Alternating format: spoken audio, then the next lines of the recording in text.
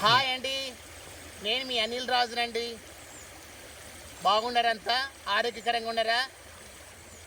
రోజు బైబిల్ చదువుతున్నారా? ప్రార్థన చేసుకుంటున్నారా? మీ అనిల్ రాజునండి. మరి ఏజెన్సీ ఏరియా రాజమండ్రి దాటి వెళ్ళిపోయిన తర్వాత అడవిలలో సువార్త సేవ చేయడానికి వచ్చాము.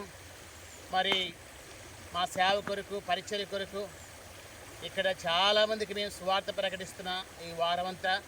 కనుక మా కొరకు ప్రార్థన చేస్తురండి. ఎందుకనగా దేవుని వాక్యం సెలవిస్తుంది, సువార్త ప్రకటించు వారి పాదములు ఎంతో సుందరమైనవని దేవుని వాక్యం సెలవిస్తుంది.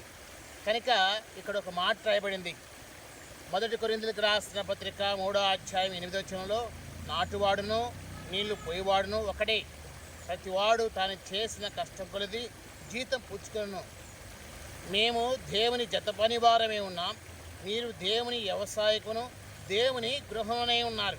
కనుక చక్కటిగా ప్రభు అంటున్నాడు, నాటువాడును నీళ్లు పోయేవాడును ఒకడే, ప్రతివాడును తాను చేసిన కష్టకొలది జీతం పుచ్చుకొనును. చూసారా అంత చక్కని మాట. అంత మాత్రమే కాదు, మేము దేవుని జత పనివారమై ఉన్నాము, మీరు దేవుని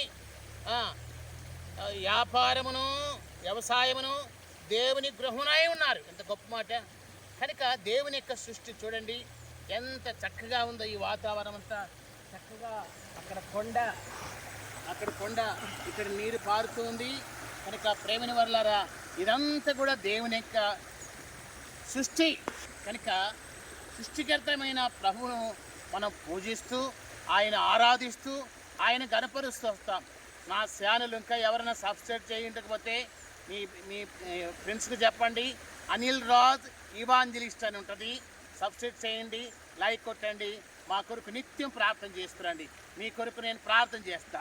ప్రేమ కలిగిన తండ్రి, మా నమ్మకమైన దేవా, దయా దాక్షిణ్యుడా, ఎవరైతే అనిల్ రాజ్ ఇవాంజలిస్ట్ సబ్స్క్రైబర్స్ ఉన్నారో అట్టి వారిని పేరు పేరున దీవించండి.